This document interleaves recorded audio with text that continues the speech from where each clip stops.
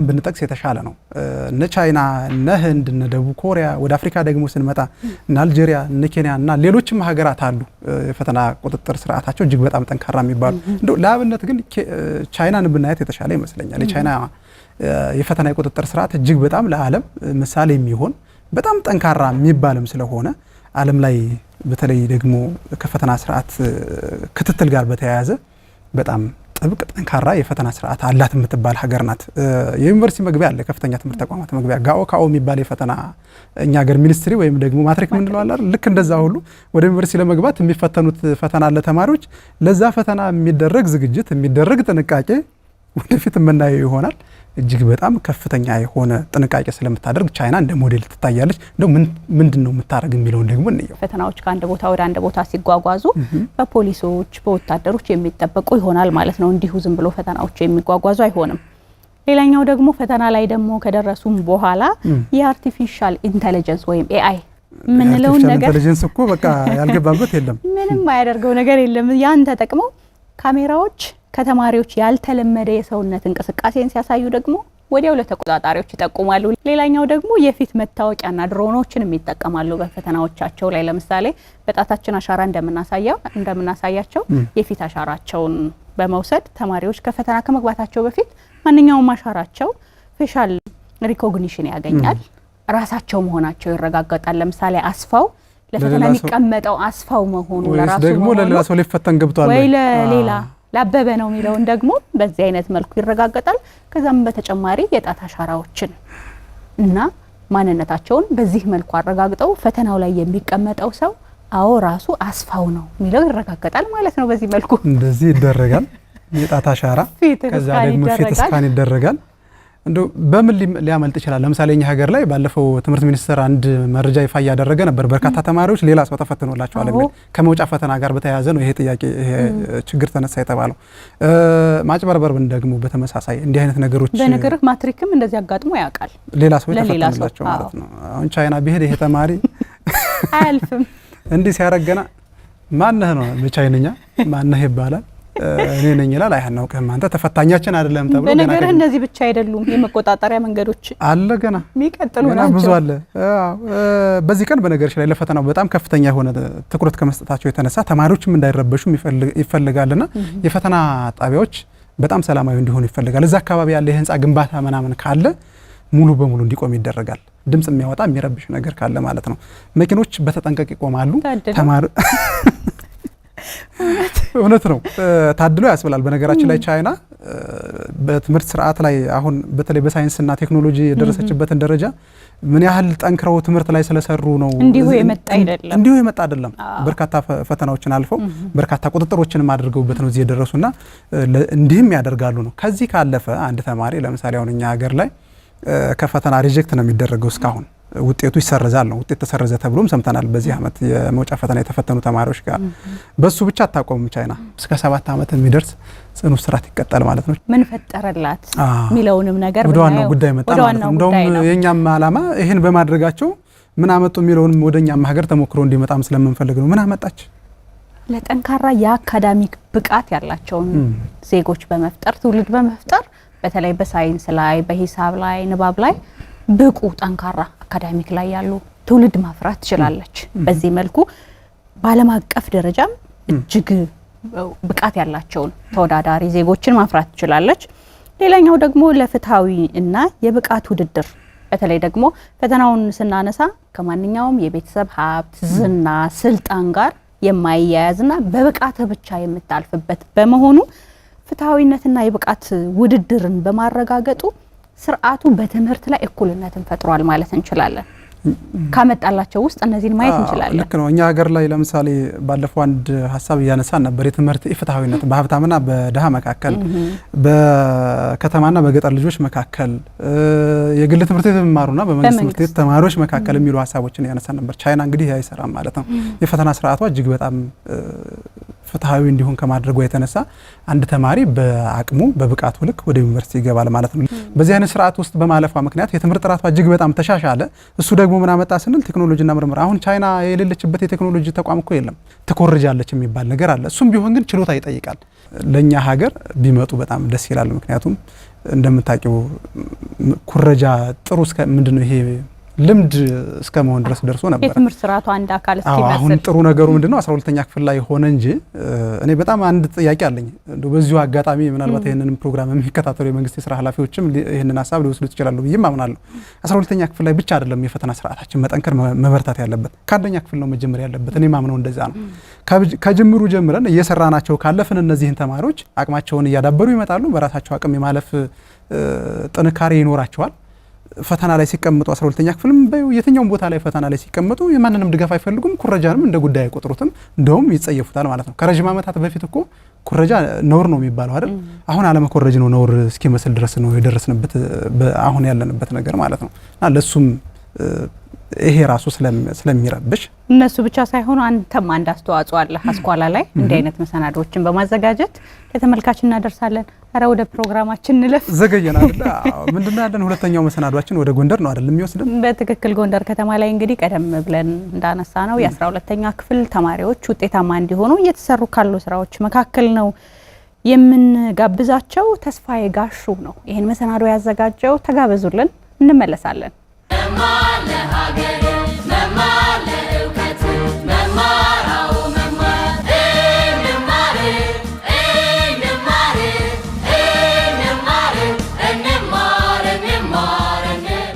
በትውልድ ቅብብሎች ውስጥ ትምህርት በዓለም አቀፍ ደረጃ ተወዳዳሪ የሰው ኃይል በመፍጠር ረገድ ሚና የጎላ ነው። በጎንደር ከተማ አስተዳደር የሚገኙ ሁለተኛ ደረጃ ትምህርት ቤቶች በ2018 የትምህርት ዘመን የ12ኛ ክፍል ተማሪዎች ውጤታማነት ለማረጋገጥ ትኩረት ሰጠው እየሰሩ ይገኛሉ።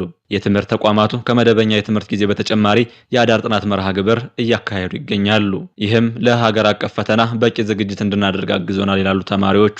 በተማሪዎች ጥረትና በመምህራን ትኩረት አዳሪ ትምህርት ቤት ጀምሯል። አዳሪ ትምህርት ቤቱ ደግሞ በተለየ ትኩረት ለምሳሌ ተማሪዎች ከቤታቸው ሲያጠኑ የነበሩት በተለያየ ሁኔታ ያው የማጥናት ጉዳይ አለ። ነገር ግን ከዚህ ከትምህርት ቤቱ ከመጣም በኋላ የተለያዩ ግዴታዎች ስላሉ ለማጥናት ግዴታ ነው ማለት ነው። ለምሳሌ አሁን ማታ ከ12 ሰዓት ተኩል እስከ 5 ሰዓት ላይብረሪ እንገባለን። ከ5 ሰዓት ተኩል በኋላ እስከ 7 ሰዓት ተኩል ቅዳሜ፣ ሰኞና ሐሙስ ግሩፕ ዲስከሽን አለ። እሁድ ህልህ አስጨራሽ የሆነ ጥያቄና ውድድር አለና እኛ ራሳችን ተማሪዎች ባወጡት ተማሪዎች በእኛ በተወያየ ነው መንገድ ማለት ነው። ሰኞና አርብ ደግሞ አንድ ተማሪ ይወጣና ስለ አንድ ሳብጀክት ሙሉ ለሙሉ ያስረዳል ማለት ነው። ጥያቄ አለ፣ ያ ሁሉ እየተጠየቀ ተማሪ ያስረዳል ማለት ነው። እጣ ደርሶት በጣ ነው ተማሪ ተመርጦ አይደለም። ያው አንድ ተማሪ አዚ አደረከ ማለት ያው በነገራችን ላይ የሚያድሩ ተማሪዎች የተሻለ ውጤት ያላቸው በቃ የራሳቸው ፐርፎርማንስ ያላቸው ተማሪዎች ናቸው የሚያድሩትና ሁሉም ተማሪ አይደለም ማለት ነው። ስለዚህ አንድ ተማሪ ተመርጦ አልወዳደርም ማለት አይችልም። ላይብረሪ ገብቼ ማጥናት ማለት አይችልም። የተለያየ ጸባይ ይዞ የመጣ ተማሪ ነው። ለምሳሌ ማታ መተኛት የሚወድ፣ ሌሊት መነሳት የሚወድ ሁሉም አሁን እስከ 5 ሰዓት ተኩል ያጠናል። ቅሬታ ያለው የለም። እስከ 5 ሰዓት ዶርማችን ዝግ ነው፣ ላይብረሪ ነው። ከ5 ሰዓት ተኩል እስከ 7 ሰዓት ተኩል ያለው ቅድም በተናገሩት መልኩ ውድድሩ አለ፣ ጥያቄና መልሱ አለ፣ ግሩፕ ዲስከሽን አለ ማለት ነው። ይሄ ሁሉ ካለቀ በኋላ ደግሞ ምን ይደረጋል? የአንድ አመት ሞዴል ወይም ኢንትራንስ የተፈተኑት ፈተና ይህን ጨርሰን ወደ ምኝታ እንሄዳለን ማለት ነው። ጠዋት ላይ የመነሳት ግዴታ ያለበት የለም። ስሜ መቅደላዊት መሰረት ይባላል። በፋሲለደስ ሁለተኛ ደረጃ ትምህርት ቤት የማህበራዊ ሳይንስ ተማሪ ነኝ። እንግዲህ የመማርበት ትምህርት ቤት እኛን ለማገዝ 12ኛ ክፍል እንደመሆናችን መጠን እንዲሁም ደግሞ ከፍተኛ ዝግጅት እንደሚያስፈልገውም ተማሪ እንዲሁም ደግሞ ሀገር አቀፍ ተወዳዳሪነታችን ከግምት ውስጥ በማስገባት የተለያዩ እርዳታዎችን እያደረገልን ይገኛል። ከእርዳታዎቹ መካከል የተለያዩ መጽሐፍትን በላይብራሪም እንዲሁም ደግሞ 1 ለ10 በክላሳችን ከ10 በላይ ተማሪዎችን እያደራጀ የማጥኛ ክላሶችን በመስጠት መጽሐፍ በማሟላት እንዲሁም ደግሞ አንዳንድ ጊዜ የሚመጡ የስነ ልቦና የሚያግዙን መምህሮች በመላክ ብዙ ስራ እየሰራልን ይገኛል ማለት ነው። እኛም ያንን ነገር ከግምት ውስጥ በማስገባት ከትምህርት ሰዓታችን ውጪ እያጠናን ጥሩ ውጤት ለማምጣት እየሞከረን እንገኛለን ማለት ነው። እንዲሁም ደግሞ ከዚህ በተጨማሪ ትምህርት ቤቱ ከሚያስተምረን ቀጥተኛ ትምህርት በተጨማሪ ምን ያደርግልናል? ከክላሳችን ሰዓታችን ውጪ የማጠናከሪያ ትምህርት ማለትም እስከዛሬ ተምረን ያለፍናቸውን የ9፣ የ10 እና የ11 ኮርሶችን እንደ አዲስ ከመጀመሪያው በመጀመር እያስተማረ በያስተማሩን ዩኒቶች በእያንዳንዱ ዩኒቶች ደግሞ ጥያቄ በመስጠት ጥያቄውን እንድንሰራ እያደረጉን ይገኛሉ ማለት ነው። ስሜ አማኑኤል ነጻነት ይባላል። ያው የምማረው ፋሲለደስ ቁጥር 1 ትምህርት ቤት ነው። ትምህርት ቤቱ እንግዲህ እኛ 12ኛ ክፍል እንደመሆናችን መጠን በጣም ትልቅ ድጋፍ ነው እያደረገልን ያለ ነው። በተለይ አሁን ደግሞ የአዳር ጥናት ፕሮግራም መዘጋጀቱ በጣም ለኛ አሪፍ ነው። ምክንያቱም እዛ ትምህርት ቤት ላይ ሄደ በምታጠናበት ሰዓት ብዙ ዲስትራክሽኖች ይኖራሉ። የቤተሰብ ጫና ምናምን ሊኖር ስለሚችል ያን ሁሉን ነገር አስቀርተውልና በዚህ አጋጣሚ በጣም እናመሰግናለን ትምህርት ቤት። ስሜ ሊያ ጌታቸው ይባላል። የ12ኛ 3 ተማሪ ነኝ። ለአዳር ተማሪዎች ያው ብዙ የመሰረተ ልማት እንትኖች ችግር ካሉ በነዛ ስፖንሰር በማምጣት እንዲሁም ደግሞ ሽቶችን የበፊት ሽቶችን ኤክስቴንሽን ክላሶችን በማዘጋጀት ተማሪዎችን በመጥራት የምንፈልጋቸውን ፖርሽኖች ከቨር እንዲደረግልን የምንፈልጋቸውን ከቨር ያደርጉልናል። ላይብራሪ ላይ የምንፈልገውን ጥያቄ ለመጠየቅ ውጭም ላይ ቢሆን ማንኛውንም ሰው ፈቃደኛ ነው። ሁሉን ለማስረዳት ብቻ ከኛ ፈቃደኝነት ይኖር። ጥያቄ ለመጠየቅ ፍላጎት ያለው ሁሉም በመጠያየቅ እርስ በራሳችን ሼር እናደርጋለን። ጎንደር ዩኒቨርሲቲም ደግሞ ጥያቄዎችን ይረዳናል፣ ያመጣልናል። ጥያቄ እሁድ ዲስከሽን እንትን ያመጡልናል። መምህራኖች ይመጣሉ፣ ዶክተሮች መጣው ይሰጡናል። ክላስ በሳምንቱ ቴስት ይሰጠናል። ከ9 እስከ 10 ከ11 እስከ 12 ይሰጠናል። ቴስት ይመጣልናል። በዛ በጥያቄ ራስን ደግሞ ኤክስፒሪየንስ ማድረግ ለኛ ትልቅ ነገር ነው። ተማሪዎቹ የአዳር ጥናት መርሃ ግብር በትምህርት ቤታቸው መጀመሩ ይዞ የመጣውን እድል እንዲህ ያነሳሉ። አሁን ላይ እንግዲህ የምናጠናው እኛ ክላስ እስከ 7 ሰዓት እንማራለን። ያው እኛ አሁን አዲሱ ከተጨመረው ክላስ ጋር ጨምሮ እስከ 7 ሰዓት እንማራለን። ከ7 ሰዓት በኋላ ምሳ በልተን ወደ ላይብራሪ እንመለሳለን።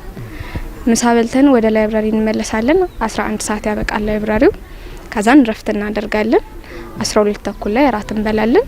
እንደን ወደ ላይብራሪ እስከ 7 ሰዓት እስከ 6 እንቆያለን ማለት ነው። ይሄ አዳር ጥናት ከተጀመረ እኔ ላይ ያየሁት ለውጥ ምንድነው? ሴት ስትሆን ስራ ማገዝ አለ፣ ምን አለ፣ ብዙ ነገር አለ ቤት ውስጥ የምትሰራው። ምንም የምናሳርፈው ጊዜ የለም። አሁን ላይ እዚያው ምሳ የምንበላበት ጊዜ ነው እና ደግሞ ያው ከላይብራሪ በኋላ ምን ወስዳት ሰዓት ናት ያለች የረፍት ሰዓት። ስለዚህ በዛም ሁሉ የምናጠፋቸውን ጊዜዎች ሴቭ ማድረግ ችያለሁ። 12ኛ ክፍል ደግሞ እኔ ደግሞ እነዚህ የሚሸራረፉ ሰዓቶች በጣም ቫልዩ አላቸው ለኔ። ብዙ ነገሮችን ከበር ማደርግበት ጊዜ ነው። ስለዚህ ይሄን ያክል ለውጥ አግኝቼበታለሁ። ዋናው ከዛ ከቤት ሆነስ በምታጠናበት ሰዓት ብቻ ሊሆን ይችላል።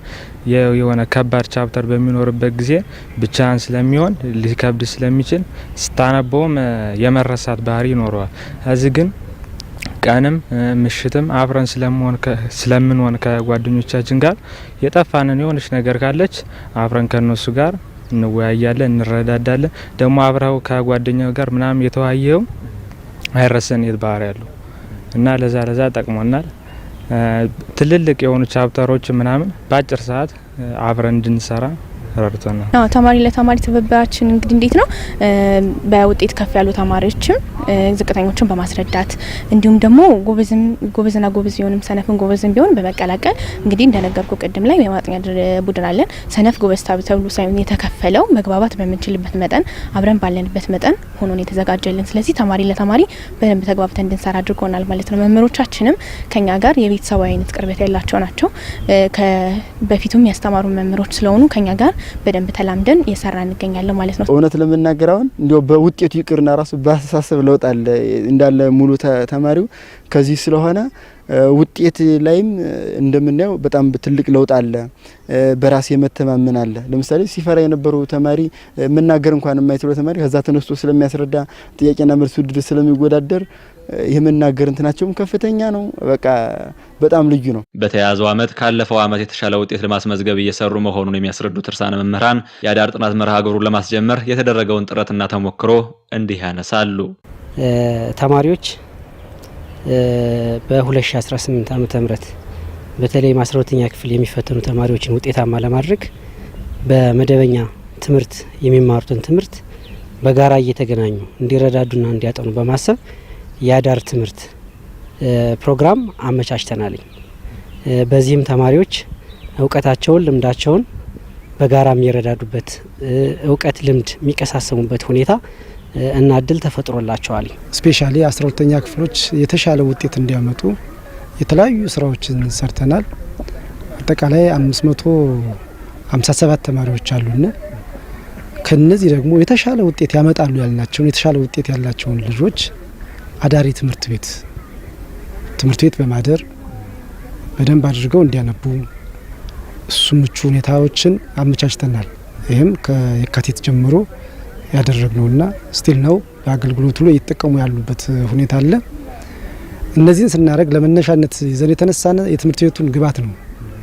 ትምህርት ቤቱ እርሻ አርሷል፣ ጤፍና በቆሎ አምርቷል። ከዚህ ካመረተው በቆሎና ጤፍ 6 ኩንታል ማስጀመሪያ ይሄ ማቴሪያሎችን ጎላ፣ ምጣድ፣ ሮቶ ምናምን እነዚህ ነገሮች በትምህርት ቤቱ አቅም ማስጀመሪያ አድርገን ከዛ ሲቀጥል ተማሪዎች ደግሞ በነፍስ ወከፍ 2500 ብር እንዲያወጡ አድርገን ይሄንን ፕሮግራም ጀምረናል። ከዛ በኋላም አዳር ጥናት የሚያስጠና ላይብረሪ የሚያድር አስነባቢ በመቅጠር አዳሩን እዛው ሆነው እስከ 6 ሰዓት የሚያነቡበት ሁኔታ ተመቻችቶላቸው ያነባሉ ማለት ነው። የዚህ አዳሪ ትምህርት ቤት ተጠቃሚ ተማሪዎች በአጠቃላይ ወደ 70 ተማሪዎች ናቸው። መምህራን እንግዲህ ተማሪዎች ውጤታማ እንዲሆኑ ከማድረግ አንጻር በብዙ መልኩ ያግዟቸዋል። አንደኛ ተጨማሪ ክላስ እንዲኖራቸው ተደርጎ መምህራን ተማሪዎችን በተጨማሪ ጊዜ እያስተማሯቸው እንዳለ ነው። ሌላኛው ደግሞ በተደጋጋሚ በየምዕራፉ ወርክሺቶችን በማዘጋጀትና በመስጠት ተማሪዎችን የሚያግዙበት ሁኔታ አለ። ከዚህ በተጨማሪ ቅዳሜና እሁድ በትምህርት ቤታችን ውስጥ ልክ መደበኛ ክፍለ ጊዜ እንደሚሰጠው ሁሉ ፕሮግራም ወጥቶለት ተማሪዎች የሚረዱበት ሁኔታም ትምህርት ቤቱ አመቻችቷል። ከዚህ አንጻር መምህራን ቅዳሜ አይሉም እሁድ አይሉም ከእሁድ እስከ እሁድ እየተገኙ ተማሪዎችን በመርዳት ላይ ይገኛሉ። በትምህርት ቤታችን የሚገኘው ላይብረሪ ከእሁድ እስከ እሁድ ክፍት ነው። ይሄን ለማድረግ አስነባቢ የላይብረሪ ሙያተኞቻችን ቁጥር አነስተኛ የነበረ በመሆኑ መንግስት ከቀጠረልን የላይብረሪ ሰራተኛ በተጨማሪ በትምህርት ቤቱ የሚከፈል የኮንትራት ሰራተኛ ቀጥረን ሁሉ እያስነበብን እንገኛለን። በተሻሉ መምህራኖች ተማሪዎች ራሳቸው በመረጧቸው ፕሮግራም በሳምንት ተተክሎላቸው ከትምህርት በኋላ እሱን የሚሰጧቸው መምህራኖች አሉ በእያንዳንዱ ሳብጀክት ማለት ነው። ስለዚህ እነዛ መምህራኖች ልጆች በመረጧቸው ርዕሶች ከ9ኛ ክፍል እስከ 12ኛ ክፍል ባለው በደንብ አድርገው ገለጻ ያደርጉላቸዋል ማለት ነው። ይሄ ፕሮግራም ቋሚ ነው። ከጥቅምት 10 ጀምሮ ይሄ ፕሮግራም የተሰጠ ማለት ነው። ስቲል ነው አለ ማለት ነው። ይሄ ፕሮግራም እንደገና ሰፍቶም ራሱ ከ9 እስከ 11ኛ ክፍል ያሉትንም የግድ ማብቃት ስላለብን በውጤታቸው መሰረት አነስተኛ ዝቅተኛ ውጤት ያላቸውን ተማሪዎችን በመለየት ከ9 እስከ 11ኛም እሱኑ ፕሮግራም ቅዳሜና እሁድ እየሰጠ ይገኛል ማለት ነው። በዚህ አግባብ ነው ተማሪዎች እየታገዙ ያለ። ከዚህ ውጭም የጎንደር ዩኒቨርሲቲም የተለያዩ ማህበራዊ አገልግሎቶችን ይሰጣል። ከሚሰጣቸውም አንዱ ለተማሪዎች እንደዚሁ ትምህርት የተለየ ትምህርት ተዘጋጅተው መጥተው መምህራኖች ያስተማሩበት በተለይ ፊዚክስ፣ ኬሚስትሪ፣ ማትስ እነዚህን ሳብጀክቶች አስተምረው ጥያቄም ደግሞ ሞዴል ጥያቄ አዘጋጅተው ልጆችን የሚያለማምዱበት ሁኔታም እሱም ጥሩ አጋጣሚ ነው ለልጆችና በዚህ መልኩ ነው የምናግዛቸው። በተመረጡ ትምህርት ቤቶችም የተጀመረው የአዳር ጥናት መርሃ ግብር የተማሪዎችን ውጤታማነት ከፍ እንደሚያደርግ ያነሱት ደግሞ የጎንደር ከተማ አስተዳደር ትምህርት መምሪያ ኃላፊ አቶ ስንታየሁ ነጋሽ ናቸው። በዚህ ዓመት በልዩ ሁኔታ ደግሞ የሰራነው ስራ ቢኖር የአዳር ጥናት ነው። ባለፉት ዓመታት ያልነበረ የመጀመሪያውን እንግዲህ ፋና ወጊ የሆነው አዘዞ ድማዛ የሚባል ትምህርት ቤት ነው። ቀጥሎ አዘዞ፣ ከዛ ዋላጅ፣ ከዛም ፋሲለደስ ቁጥር 1 ትምህርት ቤት 4 ትምህርት ቤቶች ላይ 154 ተማሪዎች የአዳር ጥናት ጀምረዋል ማለት ነው። በአዳር ጥናቱ 2 ነገር ነው የሚሰራው። አንዱ ተማሪዎች በቡድን እርስ በርስ የሚተጋገዙበት ሁኔታ ነው። ሌላው ደግሞ ኢንዲቪጁዋል ለርኒንግም በግላቸውም ኮንሰንትሬትድ ሆነው እንዲያጠኑ በተለይ አዘዞ ድማዛና አዘዞ ሁለቱ ትምህርት ቤቶች ላይ የምግብ አገልግሎትም አለ። ቁርስ፣ ምሳ፣ እራት ተማሪዎቹ እዛው እንዲመገቡ እዛው የመኝታ አገልግሎት እንዲያገኙ ተደርጓል። ይሄ ሲሆን ትምህርት ቤቱ ከራሱ ሀብት በማመንጨት ቤተሰብ ድጋፍ በማድረግ እና የተለያዩ አካላትን ድጋፍ በመጠየቅ ከምንም በላይ እጅግ የሚደንቀው ነገር ደግሞ በተለይ አዘዞ ድማዛ ላይ ለተማሪዎቹ ምግብ የሚያዘጋጁት ከተማሪዎቹ ጋር አብረው የሚያድሩት ተማሪዎቹ 24 ሰዓት የቤተ መጻሕፍት አገልግሎት የሚያገኙት በመምህራን ድጋፍ ነው። ጡረታ የወጣ መምህር ቤተ መጻሕፍት እያደረ ተማሪዎች 24 ሰዓት የቤተ መጻሕፍት አገልግሎት እንዲያገኙ የተደረገበት ትልቅ ስራ ዩኒቨርሲቲ መግባት ይችላል፣ በጥሩ ውጤት ወደ ዩኒቨርሲቲ መግባት ይችላል የሚል ራሳቸውን ችለው ቆመው እንዲራመዱ የሚያስችል የስነ ልቦና ስልጠና የስነ ልቦና ድጋፍ ተደርጎላቸዋል። ተማሪዎች አካዳሚካሊ ራሳቸውን የሚያበቁበት በስነ ልቦና ለምዘናው ዝግጁ የሚሆኑበት ሁኔታዎች በትምህርት ቤት በየትምህርት ቤቱ የተመቻቸበት ሁኔታ አለ። የአዘዞ ሁለተኛ ደረጃ ትምህርት ቤት ምክትል ርዕሰ መምህር አዲሱ ብርሌ በትምህርት ቤቱ የተጀመረው የአዳር ጥናት መርሃ ግብር ውጤት የታየበት መሆኑን በማንሳት አጠናክሮ ለማስቀጠል መተባበር እንደሚያስፈልግም አመላክተዋል። እነዚህ ተማሪዎች የራሳቸው የሆነ መተዳደሪያና ደንብ አላቸው። የሚመሩት በነሱ ባወጡት ደንብ መሰረት ነው ማለት ነው። የጥናት ፕሮግራም አላቸው። የጥናት ፕሮግራም ከጨረሱ በኋላ ደግሞ የእርስ በርስ ውይይት አላቸው። ጥያቄና መልስ ውድድር አላቸው። እኛ በእቅድ ደረጃ እቅዳችን እነዚህን ተማሪዎች 500ና ከዛ በላይ እንዲያመጡ ነው። ልጆችን በግብ ደረጃ የጣሉት ይህንን ጅምር ፕሮግራም በደንብ አድርጎ አስፍቶ ቢከድ ለምሳሌ አሁን ላይ ስንጀምር ባለችን ግብዓት ይዘን የተነሳ ነው። ምናልባት ይሄ ቢሰፋ ለምሳሌ ለልጆች እኛ አሁን ገለባ ፍራሽ ነው ዘርግተንላቸው ያለ ፍራሽ እንደው የሚመለከተው ሁሉ ያገባኛል ብሎ ይሄ የዜጋ ጉዳይ ነው። ዜጋን ከማፍራት የአንድ ተቋም ብቻ ሳይሆን የሁሉም ነው ብሎ መጥቶ ስራ ቢሰራ ዩኒቨርሲቲዎችም ከዚህ በበለጠ አልጋዎች ለምሳሌ ድጋፍ ቢደረግ እና ይሄ ቢደረግ ከታች ከ9ኛ ክፍል ጀምሮ የተሻለ ውጤት ያላቸውን ተማሪዎች ራሱ አስገብቶ ልክ አዳሪ ትምህርት ቤት የሚባለው ስታይል እሱ ቢሆን ወደፊት የኛም ምኞት ነው። ሁሉም ከተባበረ ደግሞ ይሆናል። የልማት ሁሉ ትልቁ ልማት የአእምሮ ልማት ነው ያሉት የጎንደር ከተማ አስተዳደር ትምህርት መምሪያ ኃላፊ አቶ ስንታየሁ ነጋሽ መንግስታዊና መንግስታዊ ያልሆኑ ተቋማት እንዲሁም የግል ድርጅት ባለቤቶች ለትውልድና ለሀገር በያገባኛል መንፈስ ትብብር እንዲያደርጉም ጥሪ አቅርበዋል። አእምሮ ከለማ ነው ሌሎች ልማቶች ሊመጡ የሚችሉ። ይህን ስራ ጀምረዋል። ይህንን ቤተሰብ መደገፍ አለበት። የአካባቢ ማህበረሰብ መደገፍ አለበት። በአካባቢው የሚገኙ መንግስታዊና መንግስታዊ ያልሆኑ ተቋሞች ሊደግፉ ይገባል። ቤተሰብ ቅድም እንዳልኩ አዘዞ ድማዛ ላይ አዘዞ ላይ ቤተሰብ ድጋፍ እያደረገ ነው። የተለያዩ አካላት ድጋፍ እያደረጉ ነው። እኛም ድጋፍ አድርገናል። በቁሳቁስ ድጋፍ አድርገናል። በቀጣይም ድጋፍ እናደርጋለን። የተለያዩ ነገሮች ያስፈልጋሉ። ተማሪዎች በትምህርት ቤት ላይ አድረው የአዳር ጥናት እንዲያካሂዱ በጣም በርካታ ነገሮች ያስፈልጋሉ እና እንደ መምሪያ በቁሳቁስ ድጋፍ እያደረግን ያለ ነው። በቀጣይ ደግሞ ራሱን አስችለን በቀጣይ አመት አሁን ዘንድሮ ለተሞክሮ እነዚህን ትምህርት ቤቶች ይዘናል። ከፕሮግራሞችን የህዝብ ንቅናቄ መድረክ እየፈጠርን የምናካሄድበት ሁኔታ አለ። እንግዲህ እስካሁን ላለው ከዩኒቨርሲቲ ድጋፍ ተገኝቷል። ቅድም እንዳልኩት ከተለያዩ ግለሰቦች፣ ቡድኖች ድጋፍ ተገኝተዋል። ግን ይሄ መስፋት አለበት ብለን ነው የምናስበው። በእቅድ የሚመራ ተግባር ነው እና በቀጣይ ግን በሁሉም ትምህርት ቤት ላይ በውስን ተማሪዎች በደንብ ተገቢ ወይም በቂ ሪሶርስ ይዘን የምናካሄደው ነው የሚሆነው።